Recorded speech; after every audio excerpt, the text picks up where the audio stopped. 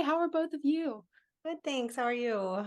I'm good. Before we start talking about this movie, Jennifer, I have to let you know that This Is What Happy Looks Like is one of the best reading experiences I've ever had. And watching this movie was so fun. So, oh my That's goodness, so I'm kind just of you. obsessed with it. Thank you. That's so nice of you. I really appreciate that. Yes. So this movie, Love at First Sight, is so fun and such a good, just enjoyable movie for rom-com lovers. And I know that the book and the movie are obviously a little bit different, but both of y'all do such a good job at making it kind of quirky in that rom-com way without alienating the viewer at all. And I would love to know how you kind of approached doing things like a Shakespeare living memorial or obsession with statistics. Like those are such specific things. And I would just love to hear the process with that. Um, I think that from the start, it was really important to try and make it feel quirky and aspirational and fun and Mm-hmm. joyful, and then also feel grounded and truthful. And I think it was really about making sure there was always a balance between the two. Um, and actually, the Shakespeare themed memorial was probably the bit that I was the most concerned about landing in a truthful way, because it's Mm. pretty wacky, and but it's a sort of crazy thing to do, but I actually felt like those people would do it, and the guests they had were the sort of people who would dress up and turn up like that. So it was really about kind of asking in each moment, how is this truthful, how is this honest, and making sure it felt like it was. And I was so pleased with the way it all worked out with the tone of it, because I think that there's this story is so much about wish fulfillment, right? It's about Mm. meeting the person you're meant to meet on an airplane. It's I always say everybody usually gets seated next to like a crying baby or somebody clipping their toenails. So you don't Yeah. usually get seated next to an Oliver type character. So there's a hugely aspirational quality to this. But I think what was so important and what I was so grateful for is there's a version of this that's incredibly cheesy. I actually always joke that when I write, I try to write, take a story that has a potential to be cheesy and to try to write it in the least Mm. cheesy way possible. And I was so grateful that that's what I felt like Vanessa did, and Katie Lovejoy, who wrote the script, and just everyone involved with the film took this very kind of lovely, emotional, romantic idea and told it in a way that felt both like it had a lot of charm and character and life to it, but that also felt very true and grounded. And it's a tricky tone, and they got it so exactly right, and I'm very grateful. Yes. Oh, yes. It definitely comes across very like genuine and as the viewer, you're kind of like, oh, I wish I was there. I want to be a part of this. And there are so many other Shakespeare references all throughout the movie, which were so fun to pick up on. And obviously, there's a little bit of Dickens. How did other, um, what would the word be? Just other forms of literature or even other rom-coms influence the process of making the movie? I mean, when I first read the book, there's a Dickens quote in the front page. So I think that I'm sorry to speak for you, Jen, but that there's a Oh, real literary quality to the novel Mm. itself. But then I think making Katie Lovejoy's decision to make the narrator into a character, it instantly kind of feels like a sort of Puck character from a Midsummer Night's Dream, and then it sort of spilled out from there, I think. yeah, I think that decision in the script that Katie Lovejoy made is so smart, and having the narrator, it elevates the whole thing. And when I got to meet Jameela on set, I said to her that I was the narrator of the book and she's the narrator of the movie, and I think the movie got a big upgrade. I loved her being the narrator. That was so fun. And so as the narrator, right off the bat at the beginning of the movie, she talks about how December 20th has all of these bad qualities when you're trying to travel.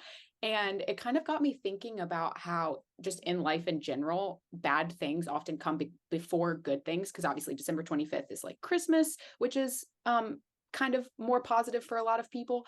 And what do you hope people take away when they watch the movie about that idea of like of celebrating life and choosing to see the good things in life?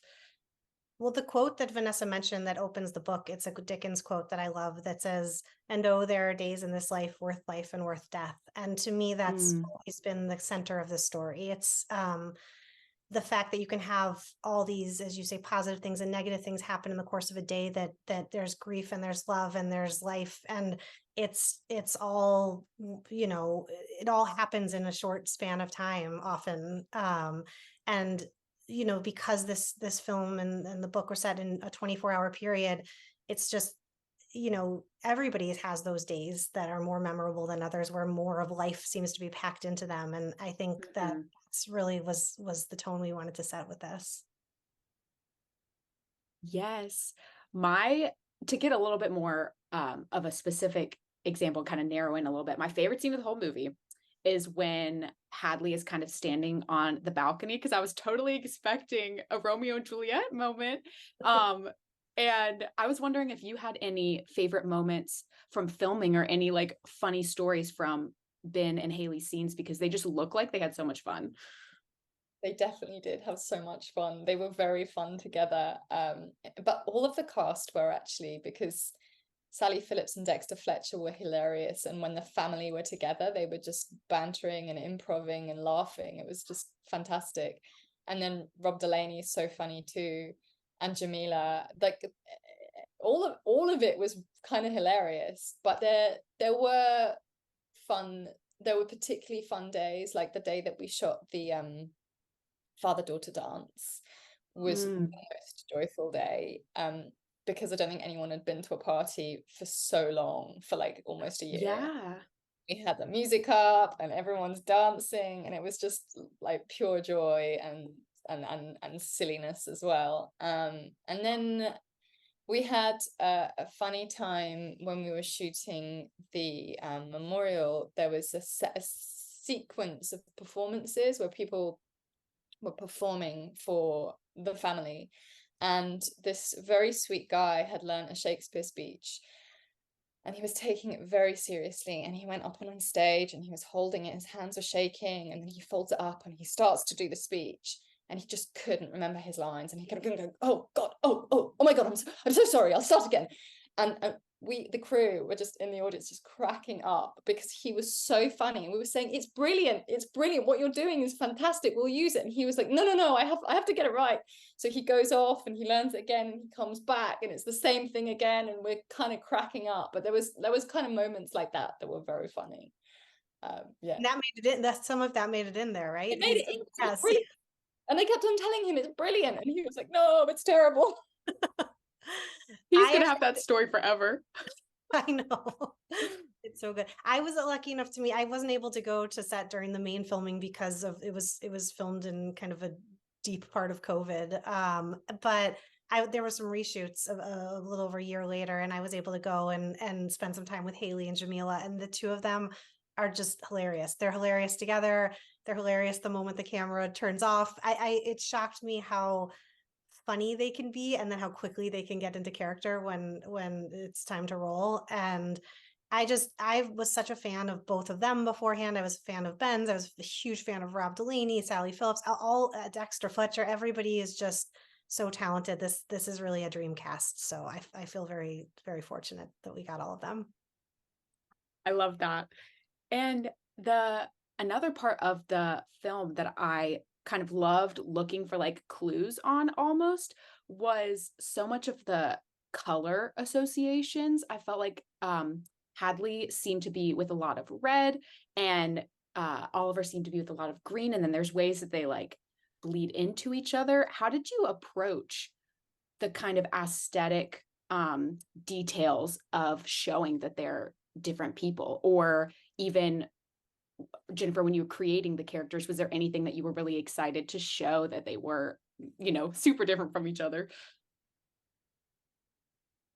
Well, in terms of the making of the film, we were obsessed with the palette. The palette was like everything. So good. Yeah. So good. We just had so many pictures up on walls, and like this bit is this color and this bit's that color, and And worked really hard with Kirsty Halliday, the amazing costume designer, and Francesca Massariol, the production designer, and the DP, to like, it was so important that we were always on exactly the same page with what we're doing with color, what we're doing with lighting, and how is it gonna create a really distinct tone the whole way through. But I don't know that we were so necessarily so kind of like detailed about sort of how the characters' colors sort of interlinked. I think that might have just been a nice, a happy accident. A nice byproduct. Yeah. It looks beautiful. I mean, you notice it from the first moment, and I think the way it feels so stylized and so it gives it a real whimsical quality, which I think, you know, obviously a book is not as visual a medium, and it to see it come to life in that way with these actors, with these colors, with this set design, it just, I was so, when I saw the early pictures of sets, and it was just, I've been thrilled all the way through. Oh, I love that. It looks like this is my last question, but at Brit and Co, we talk a lot about creativity and inspiration, and I'd love to know where you both go for creativity and kind of when you need to fill that emotional and like mental cup, for lack of a better phrase. I mean, for me, it's really just, it's reading other books, watching other movies, watching great TV shows, going for walks and looking at the scenery. I think it's always a well you're trying to dip back into, especially in between projects and when you're trying to figure out what comes next. And sometimes it's just space and other people's words and stories that can really jog something. Yeah, I have that too. And then I also spend quite a lot of time with music, I think. Particularly when I had the script in front of me and I was like, what does this scene feel like? I would just go off and walk and play music and go, this is the feeling of it, this is the color of it, this is how it kind of comes to life. Because yeah, and then when a song would resonate, even if the song's got nothing to do with the final outcome, it just kind of pushes life into it, and an energy and a mood and a tone, and that kind of lights me up in a way. Yes. Oh my gosh, I love that. I do the same thing with music, actually. That's so funny. But yeah, it looks like that was my last question. Congratulations on this movie. I cannot wait for everyone to see it. Thank you so much. Thank you. I'm so glad you enjoyed it. Yes. Have a good day. You too.